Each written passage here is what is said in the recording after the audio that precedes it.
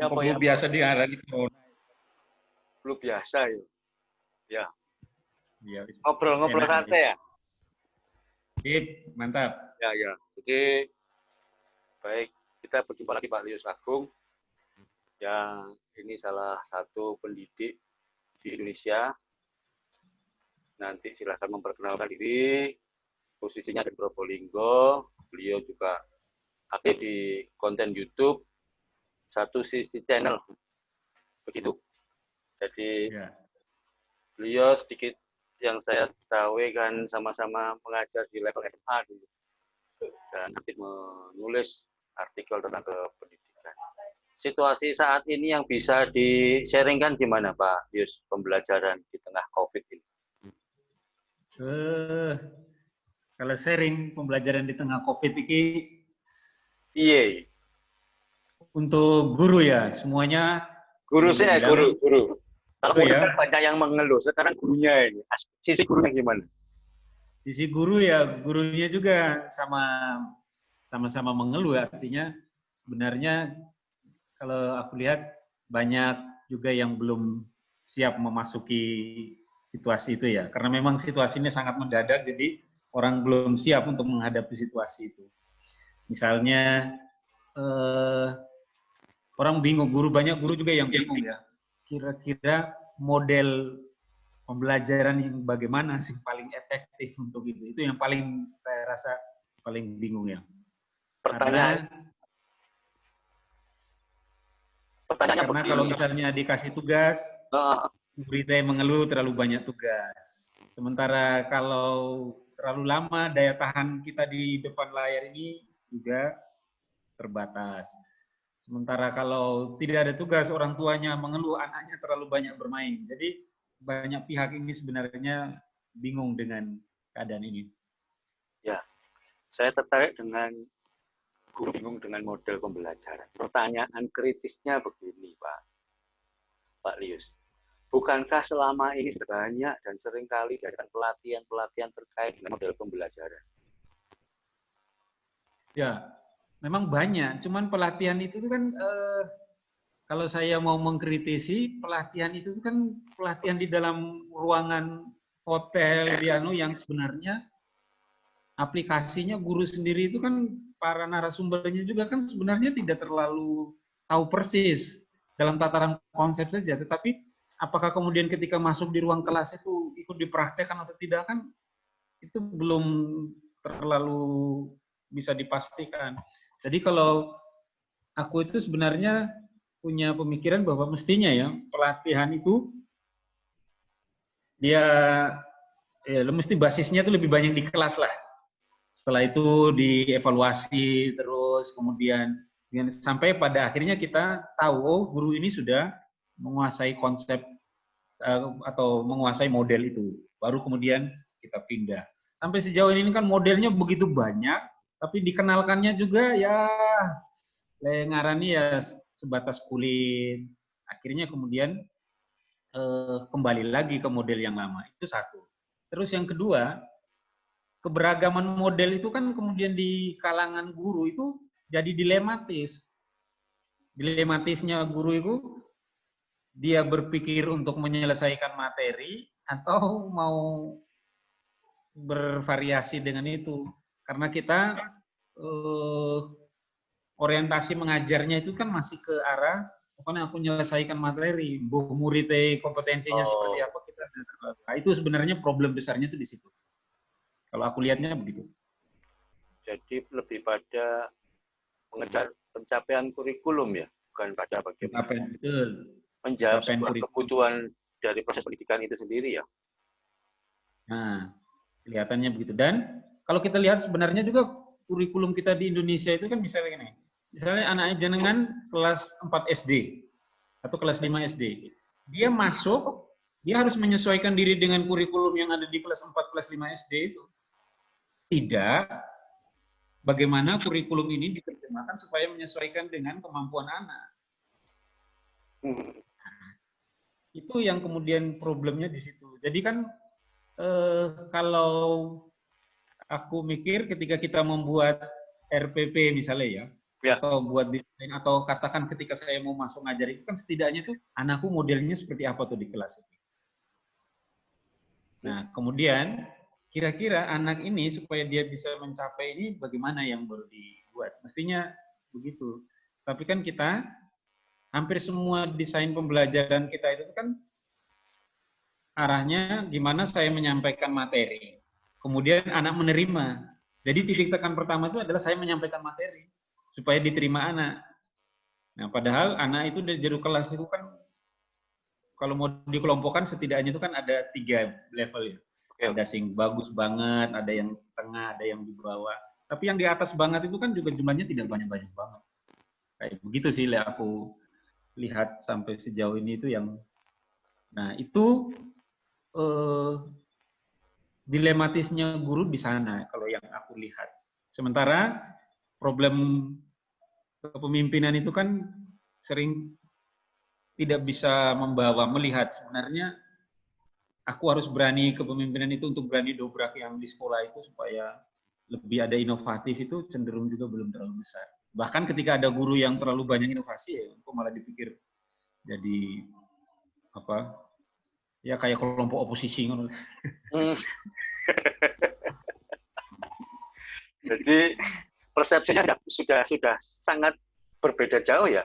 Satu sisi ada guru yang mau berinovasi, terbentur dengan sebuah kurikulum seperti itu, lalu kondisi siswanya begini, lalu guru mencoba memfasilitasi dua kepentingan ini malah tapi ditangkapnya malah jadi sangat kontraproduktif jadinya.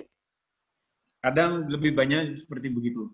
Maka kita lihat sebenarnya hampir di banyak sekolah itu, guru-guru yang seperti itu kan sebenarnya kalau kita lihat kan banyak yang dipinggirkan. Kan kalau misalnya mau dilihat itu kan, tapi kalau misalnya ketemu dengan kepemimpinan yang juga inovasi, oh itu berkembang dia. Tapi begitu yang jalan biasa saja, repot itu nanti. Ya. Itu di satu sisi.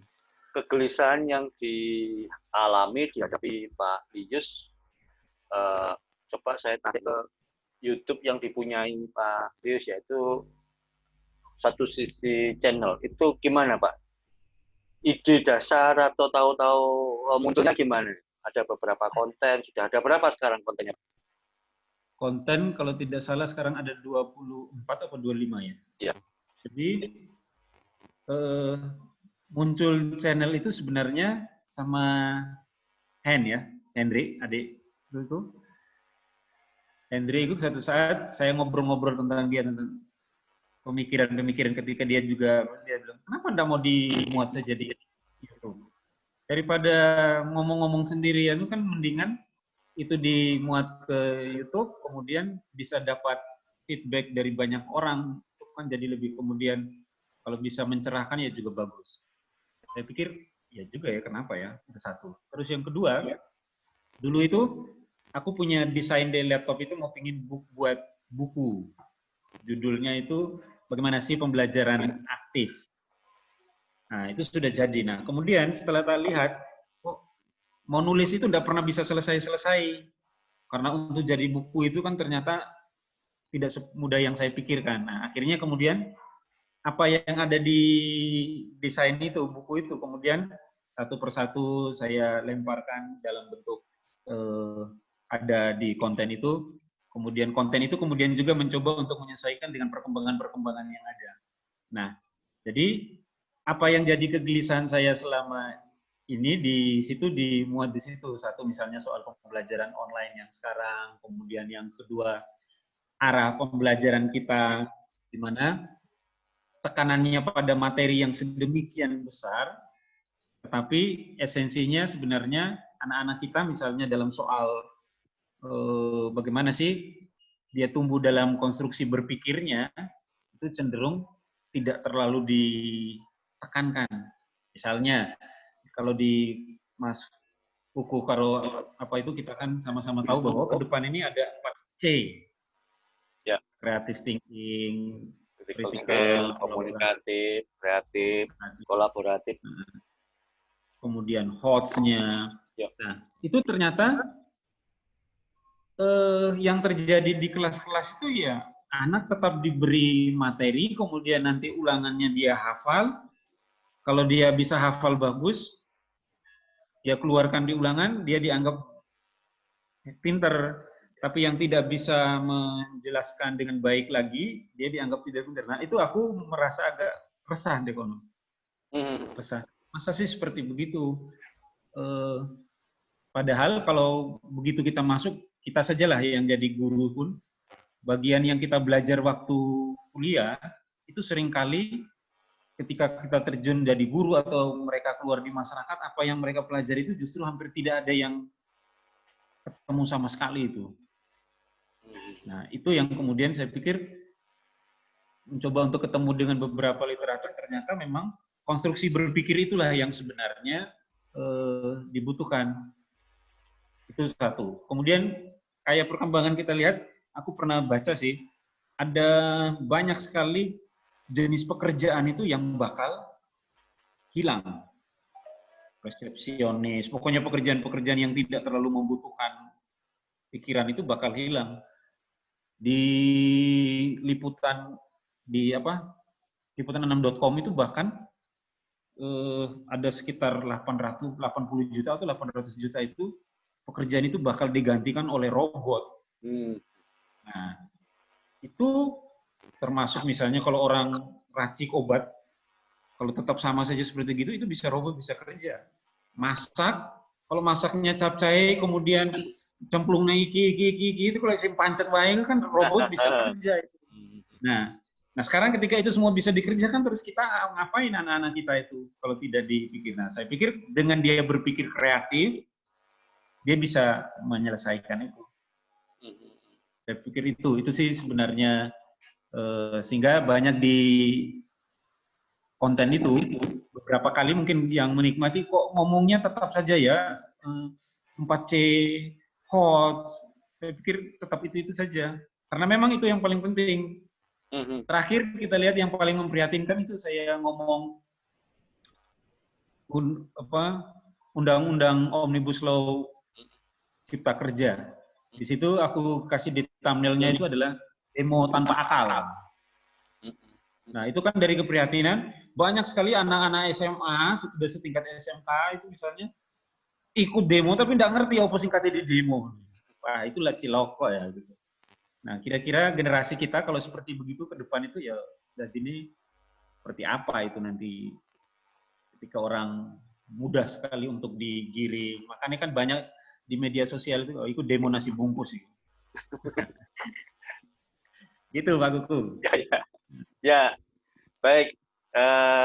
Sementara itu dulu Pak Lius, nanti mohon izin akan saya upload di YouTube, di channel saya. Kiranya nanti Pak Lius berkenan ajak ngobrol lagi, diskusi lagi tentang pendidikan, karena memang tidak ada habisnya. Ini tadi baru dari aspek guru dan model pembelajaran. Masih banyak hal yang bisa kita kupas tentang keprihatinan kita terhadap dunia pendidikan. Terima kasih Pak Lius. Jumpa lagi, terus berkarya. Saya tunggu. Terima kasih. Kontennya. Aku juga nanti mau pingin tanya Mas Kuku, ini kan soalnya banyak konsen dengan model-model pembelajaran. Aku pingin tertarik banget nih dengan itu. Siap. Oke, terima kasih. Yuk. Terima kasih. Selamat sore.